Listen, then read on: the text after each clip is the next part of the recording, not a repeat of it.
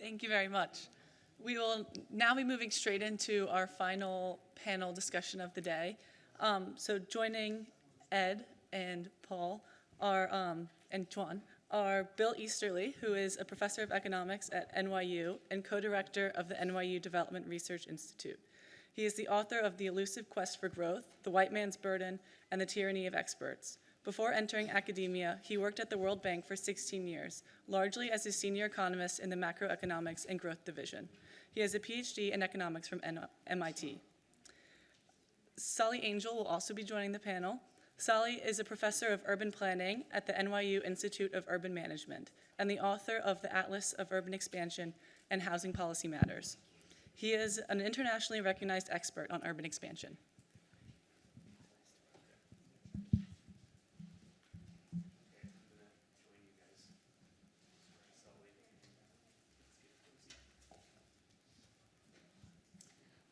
Okay, so end of day panel. I know it's been a long day, but we've got a distinguished panel here to talk about some of the ideas discussed.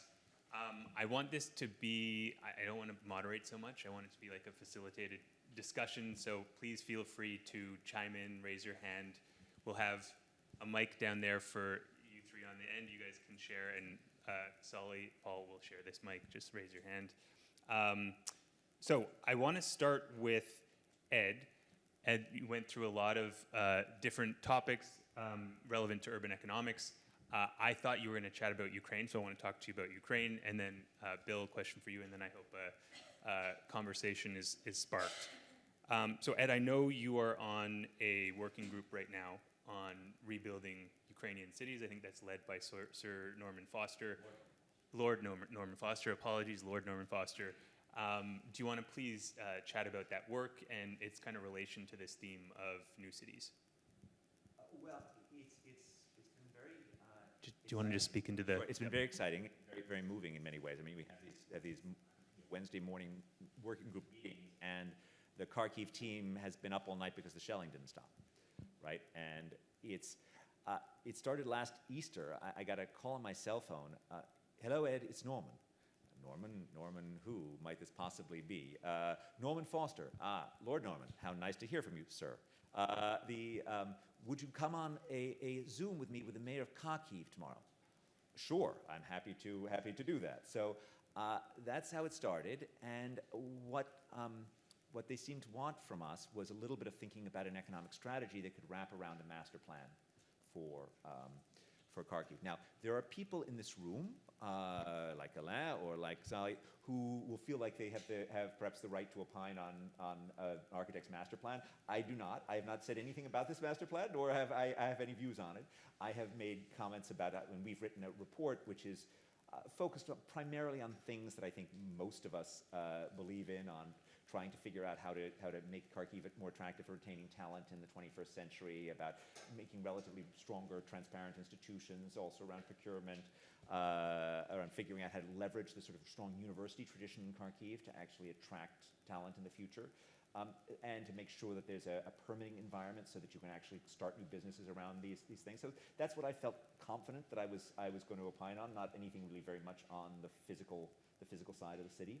And I think the main advantage of having some attention paid to Kharkiv is, I think the mayor of Kharkiv has a very strong desire that it end up on one side of the line when the fighting is over rather than on the other side of the line, and I certainly share that hope. Great, so I'll turn to Bill, and again, like Ed, it did touch upon this theme that we've been talking about throughout the day, so this theme of new cities. Bill, I was talking to you a bit before the panel. I said you're a bit of a wild card to me. I've read most of your books. There are some things that would suggest you'd be interested in this idea, and some things that would suggest otherwise. So your reasons to be bullish on this idea of new cities, charter cities, and your reasons to be more bearish or less than bullish. What are your thoughts on both sides of the ledger? And then hopefully, again, this will spark a discussion amongst the panelists. Yeah, so the good side of charter cities that seems appealing is the element of kind of choice that's involved in charter cities, that they're the addition of a new choice that competes with existing bad choices in a lot of poor countries. And it's up to, the city, it's up to residents whether they want to go there or not, and whether they want to leave if they don't like it.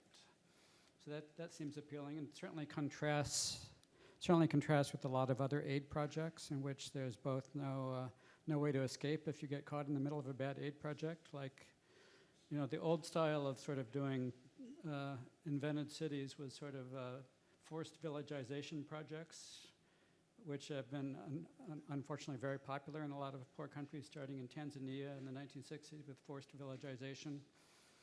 And more recently with Ethiopia and under Meles, who was in power until about 2012 when he died of natural causes. Under Meles, there was this horrific villagization program in Ethiopia that basically moved farmers at gunpoint to villages, and these were strangely and surprisingly enough, were being financed by the World Bank. And even after some of the horrors were exposed, they were being financed by the World Bank. So that, certainly by comparison to that, charter cities look like a pretty benevolent idea that they are opening this element of sort of voluntary choice. That's not happening with forced village.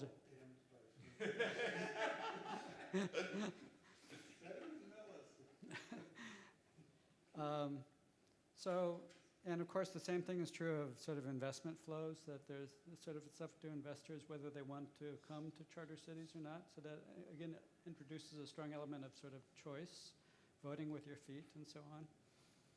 I guess the downside is sort of deciding to what extent is this really different from a sort of unaccountable aid donor, kind of indulging a kind of technocratic idea that we're going to sort of suppress politics and just jump immediately to the technocratic solution of getting the right institutions, presumably knowing somehow what the right institutions are, the right city code, the right city regulations, et cetera, that it's presuming that there's enough expert knowledge to solve all of those, answer all of those questions for a charter city, and then there's the right incentive to implement them. Again, in the end, who is the charter city and the donors to the charter city? Who are they accountable to? It's certainly true that the residents can leave, but exit is not usually considered enough for accountability. You also want, in the Hirschman terms, you want some kind of voice and not just exit. And I don't see a lot of voice in this design, which I'd be happy to learn more about. To what extent are we allowing voice for the city residents to say that this is what we want in public goods, this is what we're unhappy with? That's historically arguably how cities thrive and began to thrive in rich countries. That would seem to be sort of part of what you might call the right institutions that you would want to introduce in a charter city.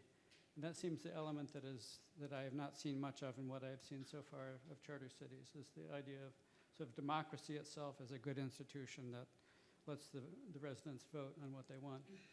And again, it sounds a little bit suspicious to me that the World Bank, with this sort of benevolent autocrat fantasy, is finding a lot to like in this, sometimes implemented by autocratic governments that are pursuing these sort of charter city ideas. So those are the sort of questions that arise in my mind, kind of reading this literature. Actually, I want to I want to actually make two comments that just follow that. One of which is, I want to say a word against democracy, and it comes with good reasons. My father was born in Berlin in 1930, when an overwhelming majority of the people voted to end Weimar, from the right and from the left, and the freedom that his parents had disappeared within 3 years of his birth. I do not think the answer to that is bureaucratic control. I do think it is institutions that protect minority rights and that actually limit the power of majorities to abuse minorities. So, liberal democracy instead of unfettered majoritarian. But there are also equivalents in terms of, to move from some of the most serious events in human history to the small ones that I concern myself with. But there are similar things in terms of land use. There are similar things in terms of protecting the rights of the owners of land, not to have those land rights taken away from them. That can also be framed in terms of liberal democracy, while still allowing plenty of space for for popular for voice, as you say. So I think there are places in which I think your warning is a very good one, but I still think there are places in which one can think about building in institutions that limit that, just as our Constitution does. Who's actually making that? Well, There's no sort of magic shortcut. I'll let them defend that. But presumably there needs to be a democratic buy-in initially into the rules of the Constitution. That's at least how we did it, and that seemed like a reasonable structure. The second thing I want to say is on wealth versus poverty, and Astrid was particularly raising these things up. And this is frequently a framework that I've urged on some developing world leaders, which is it is sometimes helpful to see yourself as having two things. You are a wholly for-profit real estate development company that is completely owned by a nonprofit poverty alleviation company. And the reason why this is helpful, particularly let's say in a city like Cape Town, is they have incredible assets that are good at generating revenues, right? They have a beautiful harbor area, beautiful buildings, beautiful scenery, right? The question is, how can those assets be used in a way that actually does the most good for the thousands and thousands of poor people who live in terrible conditions? And I think that requires the clarity of not muddying up the two things. That in fact, if you think that everything you're going to do is directly going to be about poverty alleviation, then you're never going to generate the revenues that you actually need to actually fund the real poverty alleviation. And so I think it is useful to think about those things separately, and I think they can coexist. Yep. So I think it's tempting to kind of appeal to the emotions on this, but I think it's really helpful for us professionally to try and just be dispassionate and think about what's actually true. Now, for example, would I go to some place where it's a democracy but I can't vote? Sure. I mean, I did it. I lived for a year in Canada. It was great. We do this all the time. So it's not actually that I get the vote, okay? It's like I want to be in some place where somebody or some group of people are somehow holding the people who do the official jobs accountable. So that's what we want. Now, I think, well, let me finish. So then I think the second thing is you could see instances where people might choose to do what I did, go someplace where I couldn't vote, because things will turn out better if they can't vote. So for example, think about the large number of Chinese moving into Hong Kong when it has low corruption. They like that it has low corruption. They're moving there to get that. But they know Hong Kong is also going to invite millions more Chinese in from southern China. If it's democratic, there might be political forces that undermine the Independent Commission Against Corruption. So some people might say, I want to go to Hong Kong because the governor is appointed by the prime minister who's accountable to a democracy. So there's no autocrat anywhere in this chain, but that prime minister and that governor are going to enforce some things that I actually like in terms of the services that I get. So it's conceivable that sometimes people will choose to go someplace where there isn't local democratic control, but where they are protected by another existing democracy.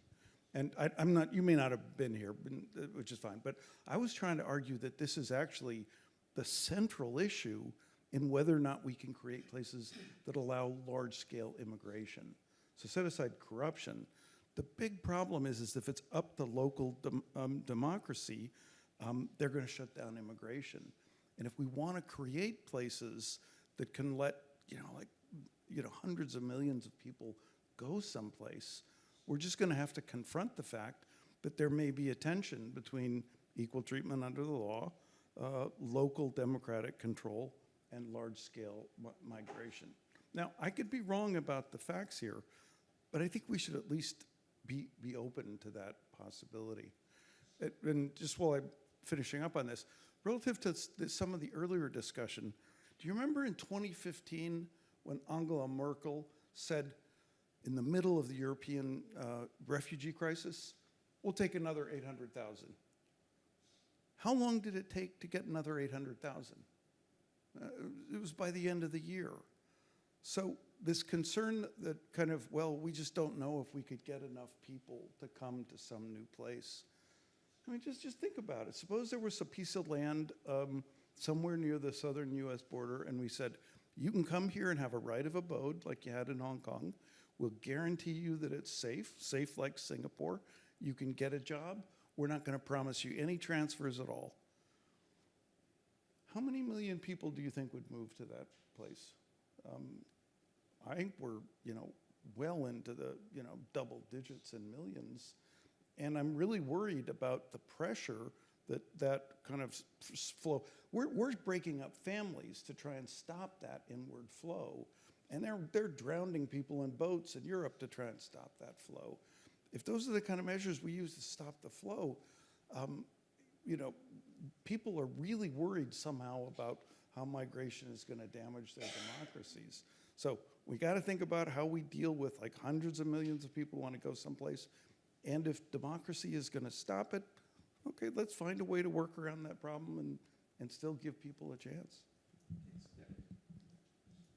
Thank you. With all due respect, Paul, I would like to shift the discussion back to cities. Because if you're talking about international migration and opening the US border to migrants, or open Germany to migrants, I think that's an independent question. And that is a national question.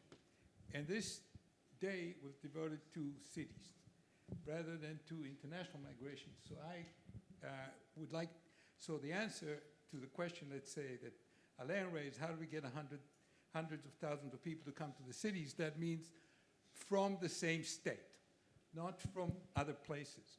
And the UN Bill of Rights guarantees free movement within states to anywhere that you want to be.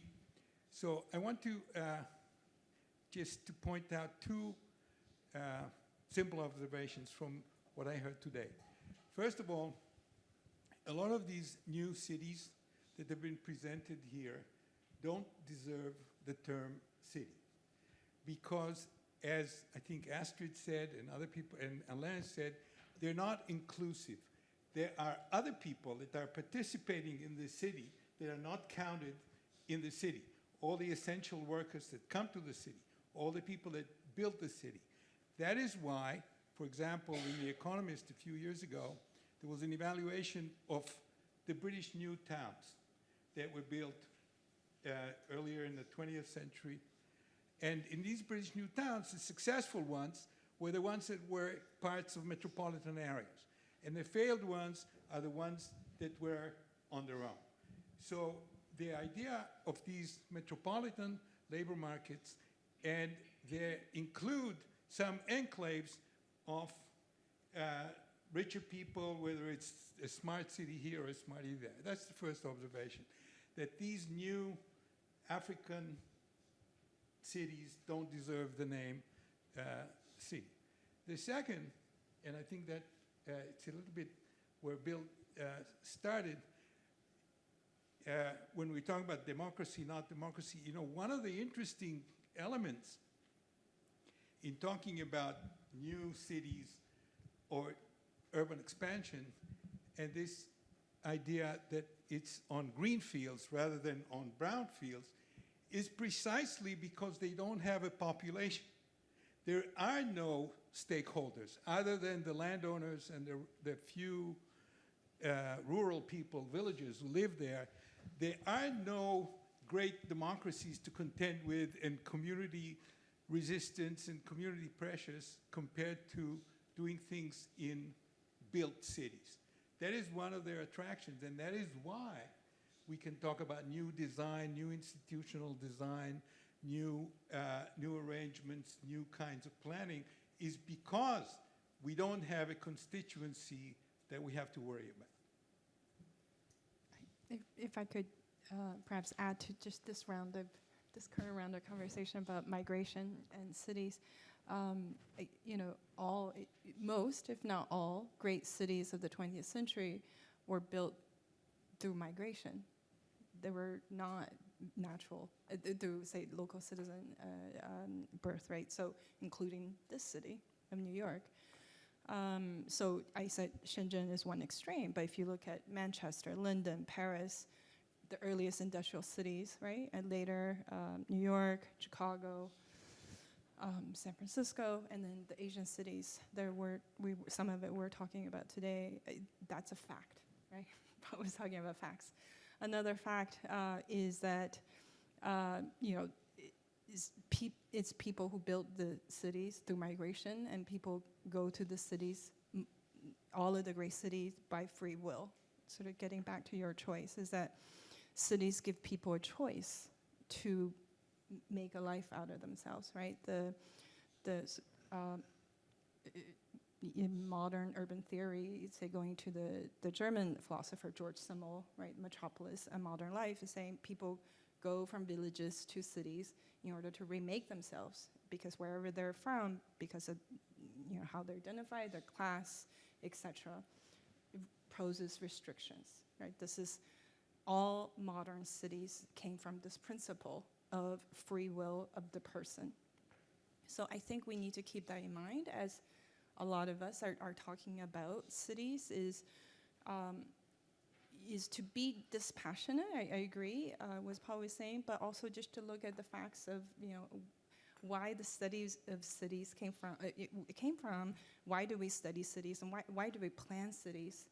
City planning is a relatively new profession. It's actually much newer than, say, architecture. City planning came out after the rise of the modern city, when you had the industrial city, pollution, plague. That's why city planning and city policy and city governance came through. It's because of this extreme high density. So the whole, what kind of unite us together of thinking about better governance, thinking about how do we build better cities, how to regulate cities better, came out of the rise of these cities by migration. So for me, I feel like it should be a given that migration will happen. It is free will. It is kind of man as in all gender, in this case, man, women, and all other self-identifying genders.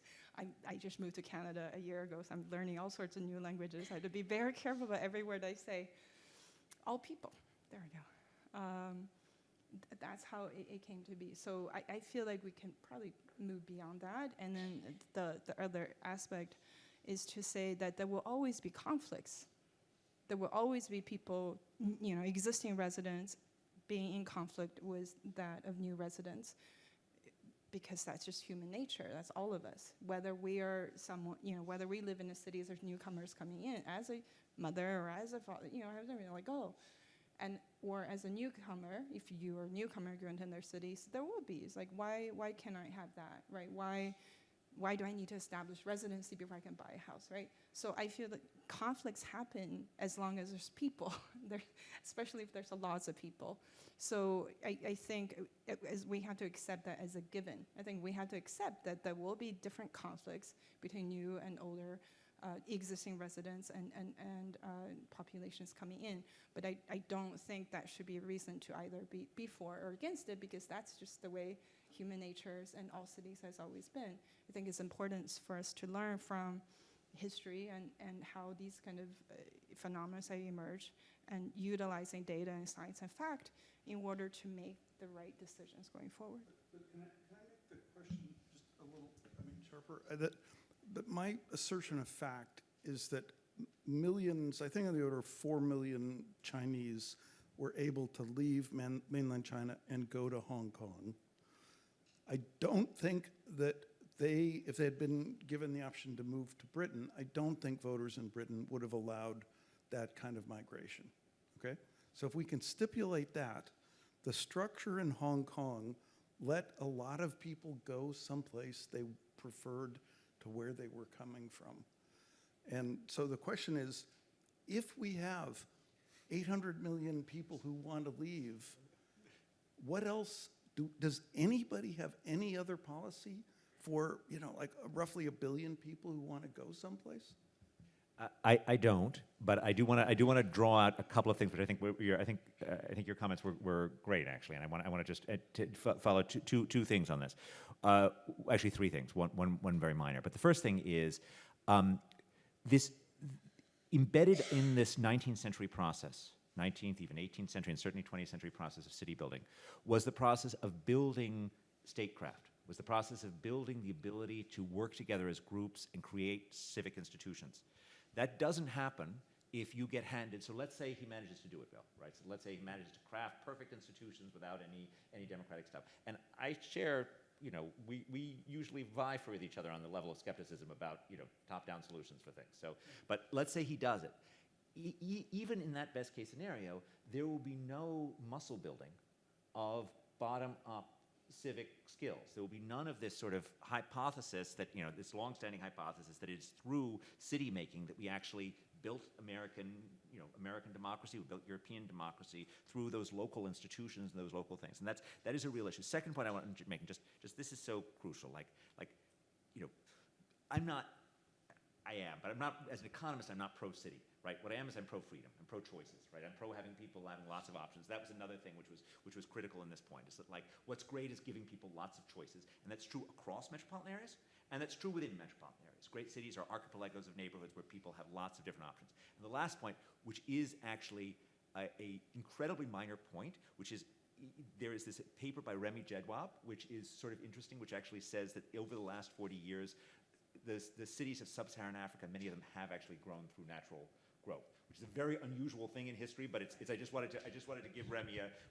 call. But it does not in any sense eliminate the point that overwhelmingly in history cities have grown because people have chosen to come to cities. And, you know, the code of that is cities are unequal because they actually attract both rich and poor people, and that's actually not something that cities should be ashamed of. And I just want to, Ed, I just want to stay on you for a second and move to the topic of provision and service delivery for a bit. So we know, and several presentations today talked about this, that many rapidly urbanizing developing countries, especially in Africa and in South Asia, are urbanizing at much, much, much lower levels of income per capita than was historically the norm in average countries of Europe and North America. So, you know, does this almost by necessity mean that there needs to be more private sector provision of some urban services? Or how do we think about how these cities can effectively provide for public goods in these places?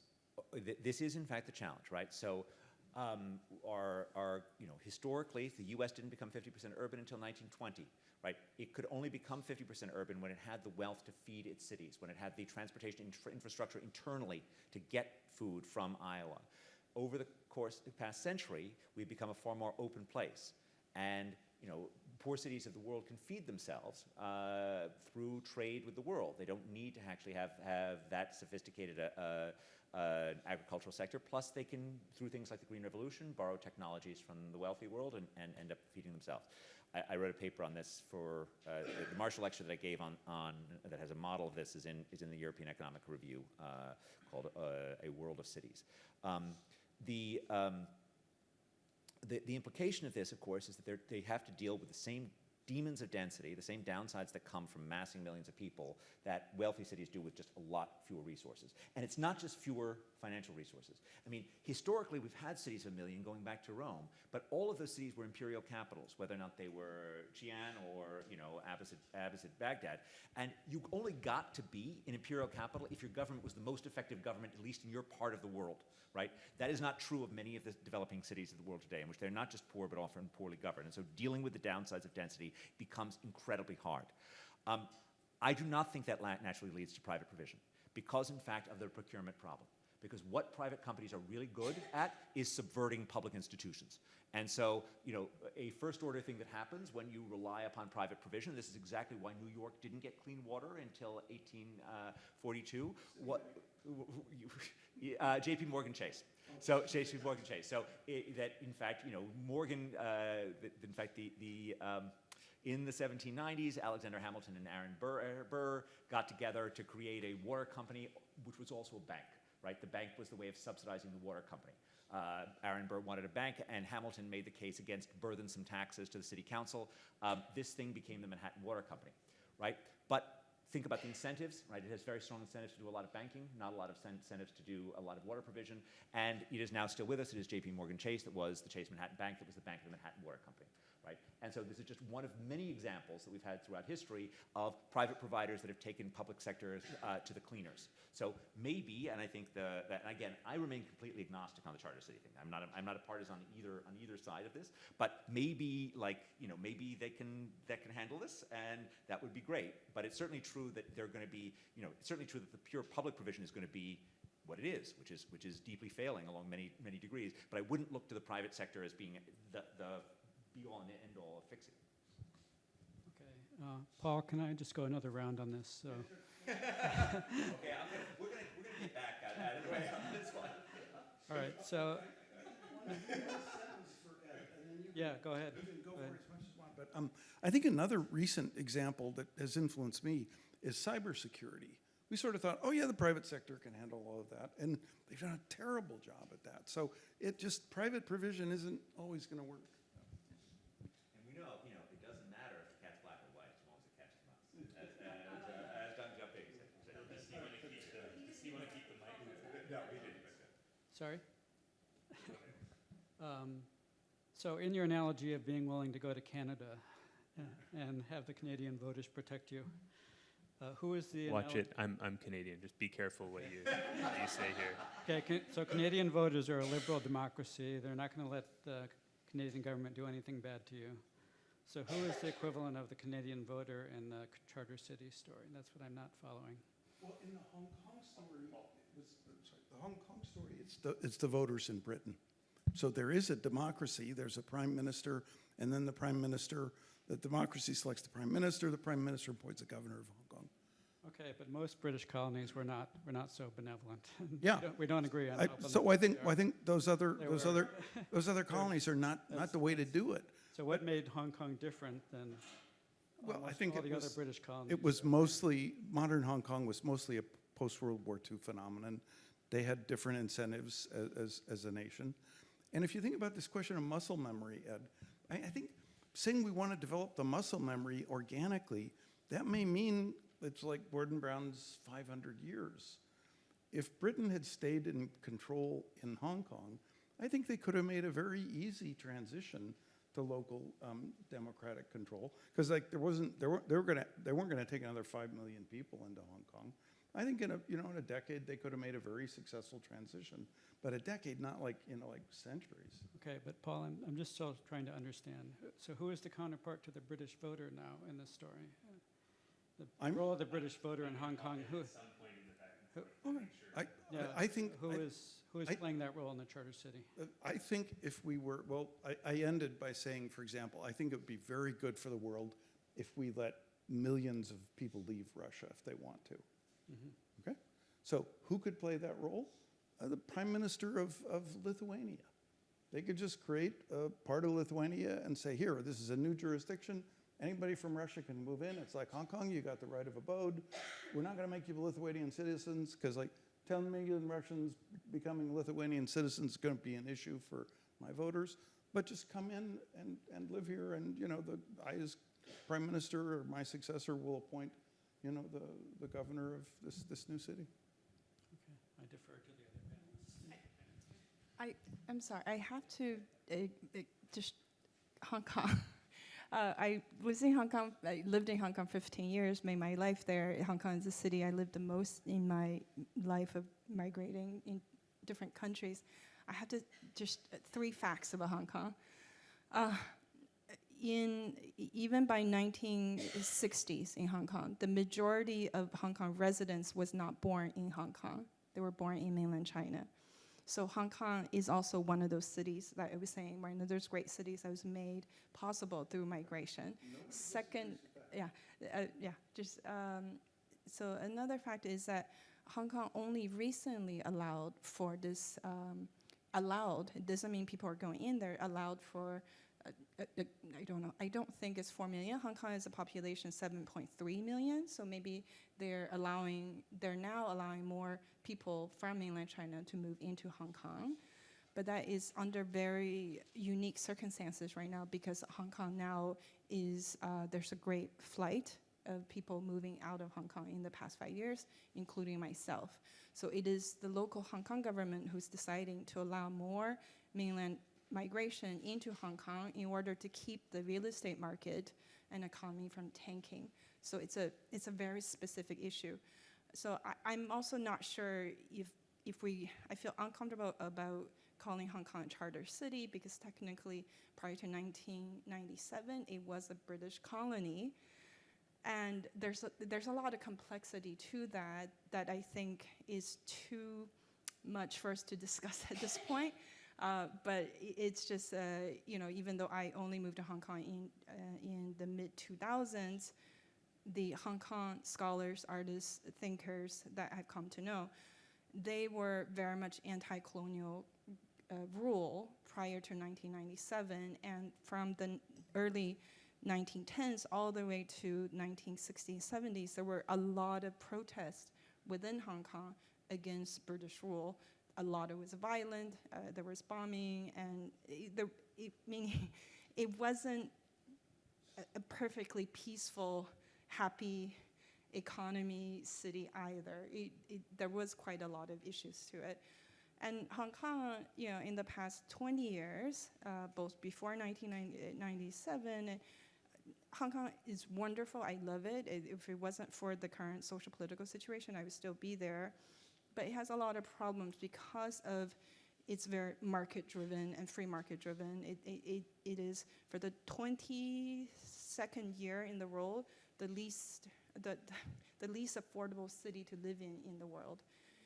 1 out of 5 people in Hong Kong lives in poverty. 1 out of 7 lives in substandard housing called cage homes. There's a lot of issues there too. So yes, it also at the same time has the world's highest number of billionaires and millionaires. So the extreme wealth and extreme poverty both existing in one city, and very often in economic discourse, we're only really looking at from one side of the coin and not the other side. But in this case, both sides coexist, and that's what makes cities really, really fascinating. So it's not just it's not to disagree with what's been said, but just to say that just the same thing what I said about Shenzhen is that Hong Kong is also highly, highly exceptional as both a British colony, as a city today, and it's kind of one country, two systems. So there's a lot of exceptionalism to Hong Kong. So I feel a little bit uncomfortable about using Hong Kong as an example for charter cities because of those nuances. Great. So again, we have a happy hour after this. We can pick up a lot of threads that have been raised at the happy hour. And I'm going to ask the last question, and then you can ask whoever you want to. So, yeah. How about we raise it at the happy hour? Right. I wanted to make sure that Solly got an equal chance as all the other panelists. So ask him the last question, and then we can end a long day with some happy hour together. So Solly, last question from your work on urban expansion here at Marin. Your experience here, is institutional reform a sort of necessary condition for getting the benefits of the upsides of rapid urbanization? My off-the-cuff answer is no. The thing that is surprising to me is the partnerships that we have been able to strike at the local level with mayors of secondary cities have been surprisingly productive. The recommendations that we made, the maps that we produced, the things that we expected from them are definitely simple enough for them to grasp. Every mayor knows how to open a road. This is like a very simple idea. They all do it without thinking much about it. And I think that there's the latest round of training that Patrick did in Uganda and Somaliland, for example, had one of the mayors saying, the thing that we like about this is that you're giving us something that will stay with us, that we can use, that we can do ourselves, and we don't need you. And I've been going around preaching a critique of the consultancy model, of the deliverable model that the World Bank and all these other aid agencies are working with, where they spend most of their money on consultants, where the deliverable is a plan or a document. They deliver this document and they go home. And they leave this document thinking, okay, somebody's going to do something with it. And they don't. And the model that I'm preaching, which I think Astrid talked about and several people talk, is empowerment.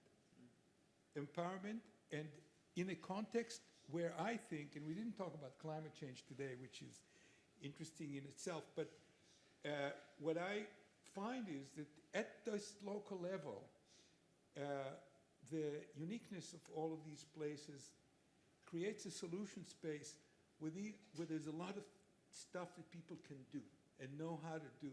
And when you start just presenting a problem and say, oh yes, we can do this, we can do that, we can do the other, I think the goodwill is there.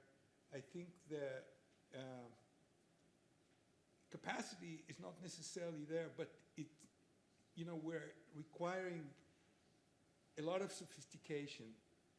And I'm not talking about big cities, I'm talking about the thousands of smaller secondary cities where there's enough interest, there's enough power, there's enough capacity to do things without saying that we can't start doing anything unless you get rid of all the corruption, unless you build institutions, and unless you build planners with degrees from higher academic institutions. So I'm more positive that you don't need a lot of institutional reform before good, orderly urban expansion takes place. I think this is the one point almost everybody in the room can agree on, too. So, I mean, there's so much good for the future in the world that would come from just having this message repeated. So. Okay, Paul. Okay, a good conciliatory note to end the day on. So I'll just say, can we get a round of applause for the panelists and I want to say thank you to not just the panelists, all the speakers from today. I think there was a lot of ideas exchanged and it was fantastic. I also want to say thank you to Marin for hosting us. And thank you to all of the organizers of this event. And also, like, the out-of-towners, Astrid flew 18 hours, I think you said it was, for 2 days. Yeah. I think it's like, 3 a.m. Ugandan time or wherever you're coming from around the world. So thank you. And join us for happy hour where we can continue the discussion. Thank you, everyone. And thank you, Curtis, for helping to organize this event and putting a lot of work in.